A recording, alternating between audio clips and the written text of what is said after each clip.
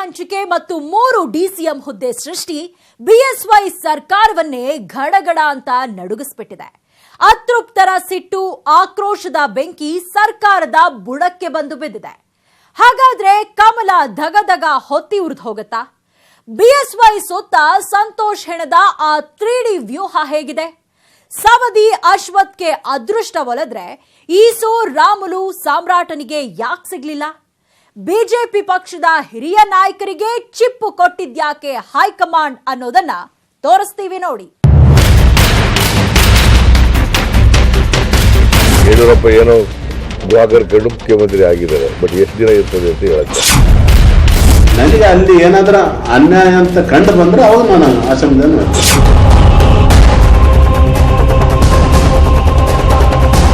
ಅದನ್ನೇ ಹೇಳಿದ್ರೆ ಹೈಕಮಾಂಡ್ಗೆ ಏನಾದ್ರು ಯೋಚನೆ ಮಾಡೋ ಶಕ್ತಿ ಇರಬೇಕು, ಅವ್ರಿಗೂ ಕೂಡ ಸರಿಯಾಗಿ ಫೀಡ್ ಮಾಡಬೇಕು. ಹೈಕಮಾಂಡ್ ಮಾಡಿದ್ದು ತಪ್ಪು, ಅವ್ರು ಮಾಡಿದ್ರೆ.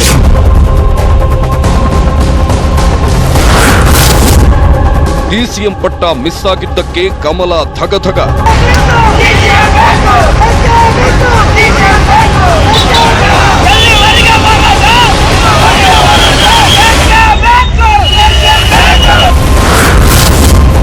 ಈಸು ರಾಮುಲು ಸಾಮ್ರಾಟನ ಕೈಗೆ ಚಿಪ್ಪು.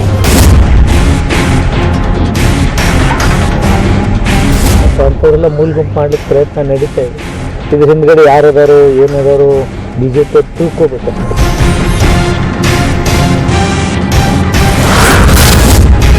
ಸಂತೋಷ್ 3D ವ್ಯೂಹಕ್ಕೆ ಬಿಎಸ್ವೈ ಫುಲ್ ತಂಡ.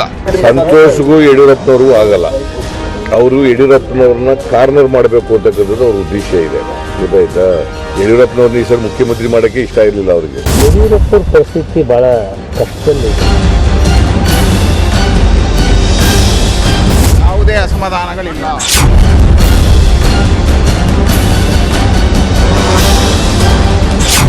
ಡಿಸಿಎಂ ಒಂದಲ್ಲ ಎರಡಲ್ಲ, ಒಟ್ಟು 3 ಡಿಸಿಎಂ ಹುದ್ದೆಗಳ ಸೃಷ್ಟಿ ಬಿಜೆಪಿಯಲ್ಲಿ ಬೆಂಕಿ ಬಿರುಗಾಳಿಯನ್ನೇ ಎಬ್ಬಿಸಿದೆ. ಅತೃಪ್ತಿ, ಅಸಮಾಧಾನದ ಜ್ವಾಲೆ ಧಗಧಗ ಹೊತ್ತಿ ಉರಿಯುವಂತೆ ಮಾಡಿದೆ. ಪ್ರಭಾವಿ ಖಾತೆಗಳು ಕೈತಪ್ಪಿದ ನಾಯಕರ ಸಿಟ್ಟು, ಆಕ್ರೋಶ ನಿಗಿನಿಗಿ ಕೆಂಡದಂತೆ ಮಾರ್ಪಟ್ಟಿದೆ. ಅದು ಬಿಜೆಪಿ ಸರ್ಕಾರದ ಬುಡಕ್ಕೆ ಬೆಂಕಿ ಬೀಳುವಂತೆ ಮಾಡಿದೆ.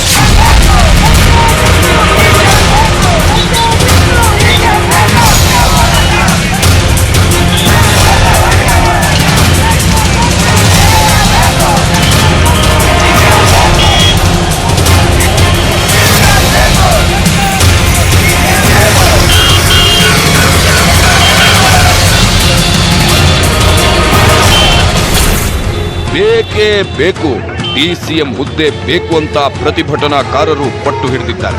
ನಡು ರಸ್ತೆಯಲ್ಲೇ ಟೈರ್ಗಳಿಗೆ ಬೆಂಕಿ ಹಚ್ಚಿ ಆಕ್ರೋಶ ಹೊರಹಾಕ್ತಿದ್ದಾರೆ. ಕೇಂದ್ರ ಬಿಜೆಪಿ ನಾಯಕರು 3 ಡಿಸಿಎಂ ಹುದ್ದೆಗಳನ್ನು ಸೃಷ್ಟಿ ಮಾಡಿದ್ದು ತಮ್ಮ ನಾಯಕರುಗಳಿಗೆ ಅನ್ಯಾಯ ಮಾಡಿದ್ದಾರೆ ಅಂತ ಹೇಳಿ ನಿಗಿ ಕೆಂಡವಾಗಿದ್ದಾರೆ.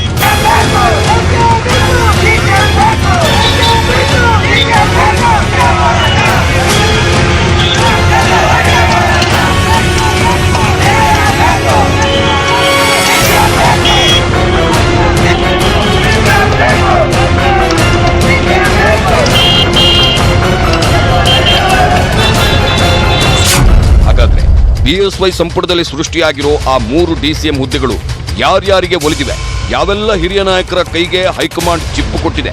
ಬಿಎಸ್ವೈ ಸುತ್ತ ಬಿಎಲ್ ಸಂತೋಷ್ ಹೆಣದ 3D ವ್ಯೂಹ ಹೇಗಿದೆ?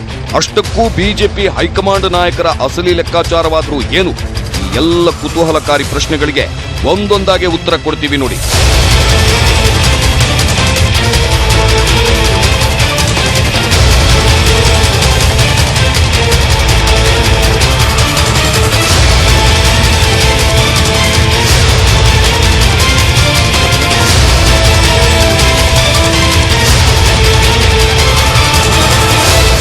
ಬಿಎಸ್ವೈ ಸಿಎಂ ಆಗಿ ಜಸ್ಟ್ 1 ತಿಂಗಳಾಗಿದೆ.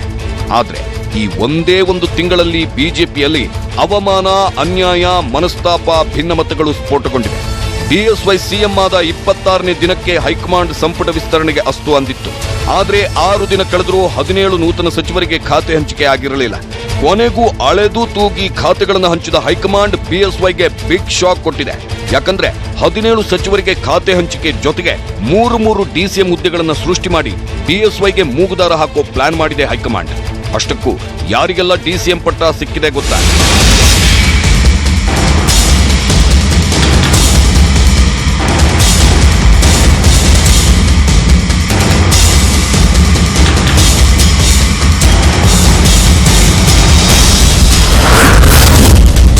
ಸವದಿ ಅಶ್ವತ್ಗೆ ಖುಲಾಯಿಸಿತು ಅದೃಷ್ಟ.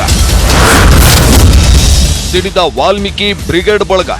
ಬಿಎಸ್ವೈ ಸರ್ಕಾರದಲ್ಲಿ ಮುಧೋಳ ಶಾಸಕ ಗೋವಿಂದ ಕಾರಜೋಳ, ಮಲ್ಲೇಶ್ವರಂ ಶಾಸಕ ಡಾಕ್ಟರ್ ಅಶ್ವಥ್ ನಾರಾಯಣ್ ಮತ್ತು ಅಥಣಿ ಕ್ಷೇತ್ರದಲ್ಲಿ ಸೋತ ಲಕ್ಷ್ಮಣ ಸವದಿಗೆ ಉಪಮುಖ್ಯಮಂತ್ರಿ ಹುದ್ದೆಗಳನ್ನು ನೀಡಲಾಗಿದೆ. ಇದು ಡಿಸಿಎಂ ಹುದ್ದೆ ಆಕಾಂಕ್ಷಿಗಳು ಮತ್ತು ಹಿರಿಯ ನಾಯಕರ ಕಣ್ಣು ಕೆಂಪಾಗಿಸಿದೆ. ಅದರಲ್ಲೂ ವಾಲ್ಮೀಕಿ ಸಮುದಾಯದ ನಾಯಕ ಬಿ ಶ್ರೀರಾಮುಲು ಮತ್ತು ಬ್ರಿಗೇಡ್ ಬಳಗದ ಮುಖಂಡ ಕೆಎಸ್ ಈಶ್ವರಪ್ಪನವರ ಆಕ್ರೋಶ ಕೊತ್ತ ಕುದಿಯುವಂತೆ ಮಾಡಿದೆ. ಇವರ ಬೆಂಬಲಿಗರು ಬೀದಿಗಿಳಿದು ಪ್ರತಿಭಟಿಸುತ್ತಿದ್ದಾರೆ.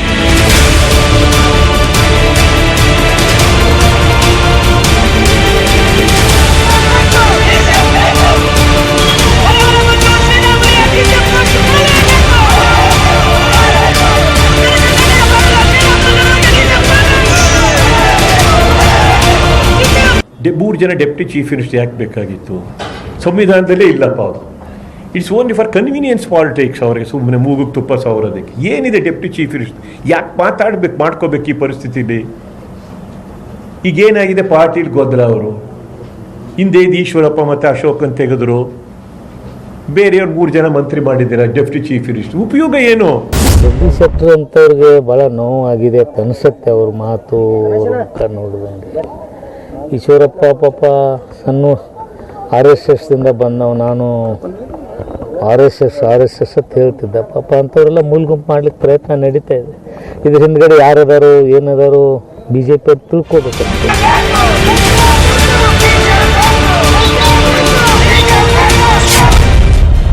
ಹಾಗಾದ್ರೆ ಹಿರಿಯ ನಾಯಕರನ್ನ ಬಿಜೆಪಿ ಹೈಕಮಾಂಡ್ ಕಡೆಗಣಿಸ್ತಿದ್ಯಾ?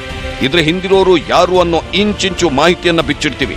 ಆದ್ರೆ ಅದಕ್ಕಿಂತ ಮೊದಲು ಗೋವಿಂದ ಕಾರಜೋಳ, ಅಶ್ವಥ್ ನಾರಾಯಣ್ ಮತ್ತು ಲಕ್ಷ್ಮಣ್ ಸವದಿಯರಿಗೆ ಡಿಸಿಎಂ ಹುದ್ದೆ ಒಲಿದಿದ್ದಕ್ಕೆ ಅನ್ನೋದನ್ನ ತೋರಿಸ್ತೀವಿ ನೋಡಿ.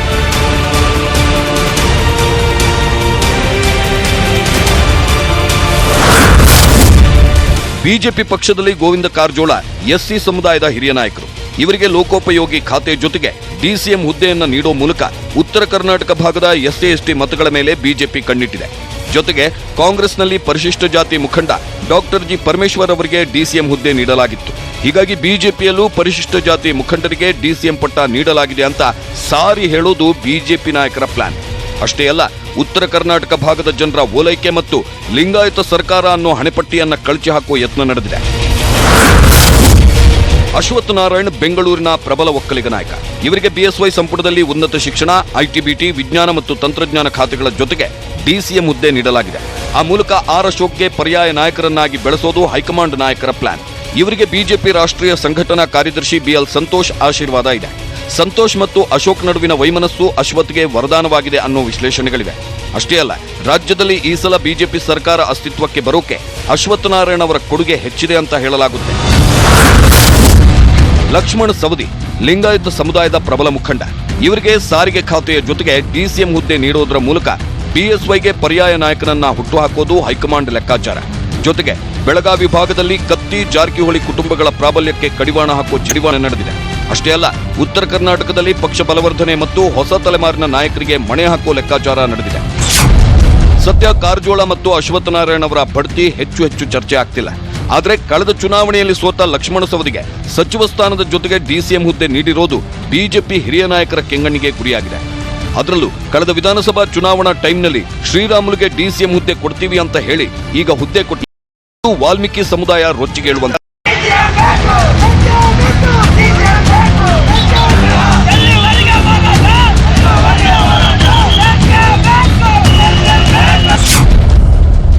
ಹಾಗಾದ್ರೆ ಡಿಸಿಎಂ ಹುದ್ದೆ ಕೈತಪ್ಪಿದ್ದಕ್ಕೆ ಇನ್ನೂ ಯಾವ್ಯಾವ ನಾಯಕರ ಅಸಮಾಧಾನ ಭುಗಿಲೆದ್ದಿದೆ? ಅವರ ಆಕ್ರೋಶ, ಸಿಟ್ಟು ಕಟ್ಟೆಯೊಡೆಯುತ್ತಾ ಅದು ಬಿಜೆಪಿ ಸರ್ಕಾರದ ಪತನಕ್ಕೆ ಕಾರಣವಾಗುತ್ತಾ ಅನ್ನೋ ಪಿನ್ ಟು ಪಿನ್ ಮಾಹಿತಿಯನ್ನ ತೋರಿಸ್ತೀವಿ. ಆದ್ರೆ ಅದಕ್ಕಿಂತ ಮೊದಲು ಮೂರು ಡಿಸಿಎಂ ಹುದ್ದೆಗಳ ಸೃಷ್ಟಿಯಿಂದ ಬಿಎಸ್ವೈ ಪರಿಸ್ಥಿತಿ ಹೇಗಿದೆ ಗೊತ್ತಾ? ಯಡಿಯೂರಪ್ಪರ ಪರಿಸ್ಥಿತಿ ಬಹಳ ಕಷ್ಟದಲ್ಲಿದೆ. ಪಾಪ ಇಷ್ಟು ಸಣ್ಣ ಇದರಿಂದ ಹೋರಾಟ ಮಾಡ್ಕೊಂಡು ಬಂದು ಮುಖ್ಯಮಂತ್ರಿ ಆಗಿ ಸ್ವಪಕ್ಷದಿಂದನೇ ಅವ್ರಿಗೆ ತೊಂದರೆ ಆದದ್ದು. ಮೊದಲು ಅವರು ಜೈಲಿಗೆ ಹೋಗಲಿಕ್ಕೆ ನಮ್ಮ ಪಕ್ಷವರೇ ಕಾರಣ ಅಂತ ಅವ್ರು ಹೇಳ್ಕೊಂಡಿದ್ದಾರೆ.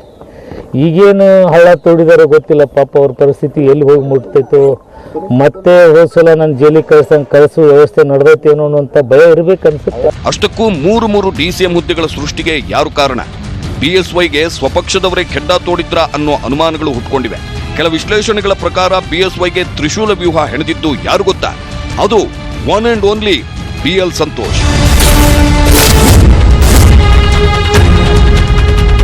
ಸಂತೋಷ್ಗೂ ಯಡಿಯೂರಪ್ಪನವ್ರಿಗೂ ಆಗಲ್ಲ. ಅವರು ಯಡಿಯೂರಪ್ಪನವ್ರನ್ನ ಕಾರ್ನರ್ ಮಾಡಬೇಕು ಅಂತಕ್ಕಂಥದ್ದು ಅವ್ರ ಉದ್ದೇಶ ಇದೆ. ಗೊತ್ತಾಯ್ತಾ? ಯಡಿಯೂರಪ್ಪನವ್ರನ್ನ ಈ ಸಲ ಮುಖ್ಯಮಂತ್ರಿ ಮಾಡೋಕ್ಕೆ ಇಷ್ಟ ಇರಲಿಲ್ಲ ಅವರಿಗೆ. ಚುನಾವಣೆಗೆ ಹೋಗ್ಬೇಕು ಅನ್ಕೊಂಡಿದ್ರು. ಯಡಿಯೂರಪ್ಪ ಏನೋ ಗ್ವಾಗರ್ ಕಂಡು ಮುಖ್ಯಮಂತ್ರಿ ಆಗಿದ್ದಾರೆ. ಬಟ್ ಎಷ್ಟು ದಿನ ಇರ್ತದೆ ಅಂತ ಹೇಳಕ್ ಬರಲ್ಲ.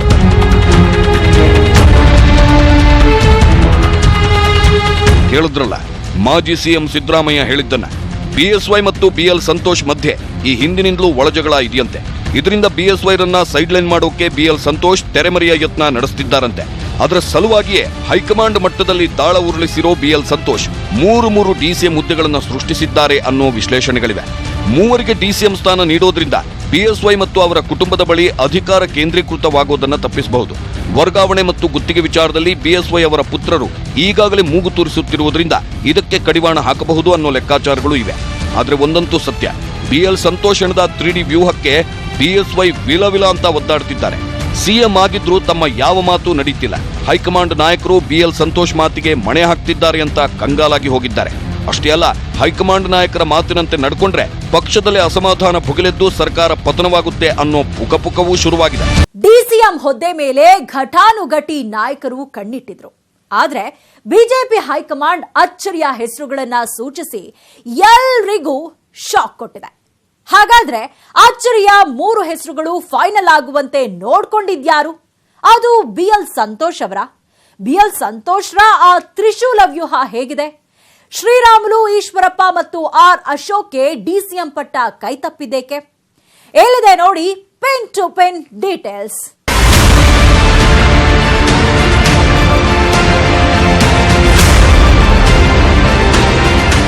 ಬಿಜೆಪಿಯ ಘಟಾನುಘಟಿ ನಾಯಕರಿಗೆ DCM ಪಟ್ಟ ಕೈತಪ್ಪಿದೆ. ಖಾತೆಗಳ ಹಂಚಿಕೆ ವಿಚಾರದಲ್ಲೂ ಅನ್ಯಾಯವಾಗಿದೆ ಅನ್ನೋ ಮಾತುಗಳು ಕೇಳಿ ಬರ್ತಿವೆ. ಹೈಕಮಾಂಡ್ ನಾಯಕರ ಈ ನಿರ್ಧಾರಕ್ಕೆ BSY ಅವರಷ್ಟೇ ಅಲ್ಲ, ಪಕ್ಷದ ಸಾಕಷ್ಟು ಹಿರಿಯ ನಾಯಕರು ಕೂಡ ಕೊತ ಅಂತ ಕುದೀತಾ ಇದ್ದಾರೆ. ಅಷ್ಟೇ ಅಲ್ಲ, ಬಿಜೆಪಿ ಪಕ್ಷದಲ್ಲಿ ಹಿರಿಯ ನಾಯಕರಿಗೆ ಬೆಲೆನೇ ಸಿಗ್ತಾ ಇಲ್ಲ ಅನ್ನೋ ಮಾತುಗಳು ಕೇಳಿ ಬರ್ತಿವೆ. ಈ ಬಗ್ಗೆ ಮಾಜಿ ಸಿಎಂ ಸಿದ್ದರಾಮಯ್ಯ ಹೇಳೋದೇನು ಗೊತ್ತಾ? ಹಿರಿತನಕ್ಕೆ ಬೆಲೆ ಇಲ್ಲ ಅಂತಕ್ಕಂಥದ್ದನ್ನು ಬಹಳ ಸ್ಪಷ್ಟವಾಗಿ ತೋರಿಸಿದ್ದಾರೆ. ಹಿಂದೆ ಅಶೋಕ ಡೆಪ್ಟಿ ಚೀಫ್ ಮಿನಿಸ್ಟರ್ ಆಗಿದ್ರು. ಯಡಿಯೂರಪ್ಪ ಅಲ್ಲ, ಇವನು ಈಶ್ವರಪ್ಪ ಡೆಪ್ಟಿ ಚೀಫ್ ಮಿನಿಸ್ಟರ್ ಆಗಿದ್ರು. ಅವ್ರಿಗೆ ಡೆಪ್ಟಿ ಚೀಫ್ ಮಿನಿಸ್ಟರ್ ಮಾಡಿಲ್ಲ ಈ ಸಾರಿ. ನಂಬರ್ 1.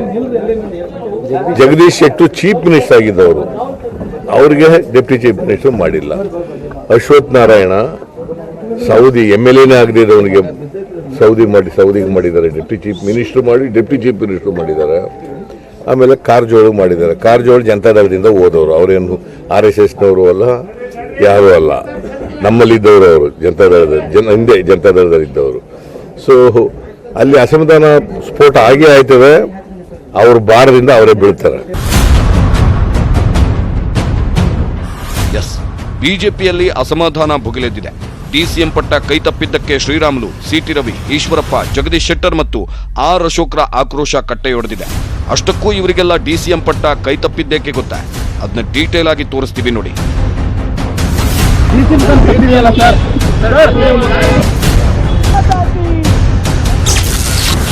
ಶ್ರೀರಾಮುಲುಗೆ DCM ಪಟ್ಟ ಕೈತಪ್ಪಿದ್ಯಾಕೆ? ಕಳೆದ ವಿಧಾನಸಭಾ ಚುನಾವಣೆಯಲ್ಲಿ ಖುದ್ದು ಅಮಿತ್ ಶಾ ಅವರೇ ಶ್ರೀರಾಮುಲುಗೆ DCM ಪಟ್ಟ ನೀಡೋದಾಗಿ ಹೇಳಿದ್ರು. ಹೀಗಾಗಿ ರಾಮುಲು ಕೂಡ 3 DCM ಹುದ್ದೆಗಳಲ್ಲಿ 1 ಹುದ್ದೆ ತಮಗೆ ಪಕ್ಕ ಅಂದ್ಕೊಂಡಿದ್ರು. ಆದ್ರೆ ಕೊನೆಗೂ DCM ಪಟ್ಟ ಸಿಗಲೇ ಇಲ್ಲ. ಅದಕ್ಕೆ ಕೆಲ ಕಾರಣಗಳಿವೆ. ಬಿಜೆಪಿ ಸರ್ಕಾರದ ರಚನೆಗೆ ಪ್ರಮುಖ ಕಾರಣ ಬೆಳಗಾವಿ ಸಾಹುಕಾರ ರಮೇಶ್ ಜಾರಕಿಹೊಳಿ. ಸದ್ಯ ಅನರ್ಹರಾಗಿದ್ದಾರೆ. ಆದ್ರೆ ಉಪಚುನಾವಣೆಯಲ್ಲಿ ಗೆದ್ದು ಬಂದ್ರೆ ಇವರಿಗೆ ವಾಲ್ಮೀಕಿ ಕೋಟಾದಲ್ಲಿ DCM ಹುದ್ದೆ ಕೊಡಬೇಕಾಗುತ್ತೆ. ಇದೇ ಕಾರಣಕ್ಕೆ ವಾಲ್ಮೀಕಿ ಸಮುದಾಯವನ್ನ ಪ್ರತಿನಿಧಿಸುವ ರಾಮುಲುಗೆ DCM ಪಟ್ಟ ಕೈತಪ್ಪಿದೆ ಎನ್ನಲಾಗುತ್ತೆ. ಇದರ ಜೊತೆಗೆ ರಾಮುಲು ಮಾಜಿ ಸಚಿವ ಜನಾರ್ದನ್ ರೆಡ್ಡಿ ಕೈಗೊಂಬೆ ಆಗ್ತಾರೆ. BSY ಹೇಳಿದಂತೆ ಕೇಳ್ತಾರೆ ಅನ್ನೋ ಅನುಮಾನಗಳು ಹೈಕಮಾಂಡ್ಗೆ ಕಾಡ್ತಿದ್ವು. ಇನ್ನು ರಾಮುಲುಗೆ DCM ಪಟ್ಟ ಕೊಡದಿದ್ರೂ ನಡೆಯುತ್ತೆ. ಅವರು ಪಕ್ಷದ ವಿರುದ್ಧ ಸಿಡಿದೇಳಲ್ಲ. ಹೈಕಮಾಂಡ್ ನಿರ್ಧಾರವನ್ನ ಗೌರವಿಸುತ್ತಾರೆ ಅನ್ನೋ ನಂಬಿಕೆ ಹೈಕಮಾಂಡ್ ನಾಯಕರಲ್ಲಿತ್ತು. ಹೀಗಾಗಿನೇ ರಾಮುಲುಗೆ ಆರೋಗ್ಯ ಖಾತೆ ಕೊಟ್ಟು ಕೈ ತೊಳ್ಕೊಂಡಿದ್ದಾರೆ ಎನ್ನಲಾಗುತ್ತೆ. ಆದ್ರೆ ರಾಮುಲು ಬೆಂಬಲಿಗರು ಮಾತ್ರ ಬಳ್ಳಾರಿ, ಚಿತ್ರದುರ್ಗ, ಕೊಪ್ಪಳದಲ್ಲಿ ಪ್ರತಿಭಟನೆ ನಡೆಸುತ್ತಿದ್ದಾರೆ. ರಾಮುಲುಗೆ DCM ಕೊಡಲೇಬೇಕು ಅಂತ ಪಟ್ಟು ಹಿಡಿಯುತ್ತಿದ್ದಾರೆ.